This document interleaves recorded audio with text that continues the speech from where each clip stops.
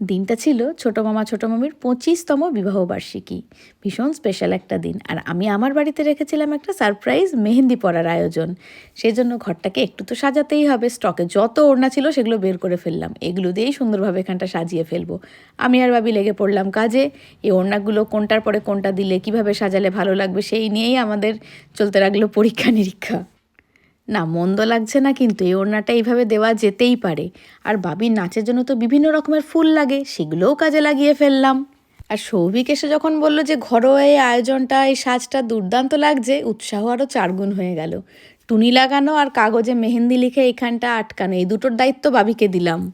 এই জায়গাটা একটু খালি খালি লাগছিল, এই জরির ওড়নাটা এখানটা এইভাবে দিয়ে দিলাম, দেখলাম হ্যাঁ এবার ঠিক লাগছে।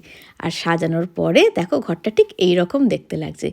কিছু বাইরে থেকে কিনিনি, নিজেরা হাতে যা ছিল বাড়িতে তাই দিয়ে সাজিয়েছি, প্রচুর ভালোবাসা দিয়ে সাজিয়েছি।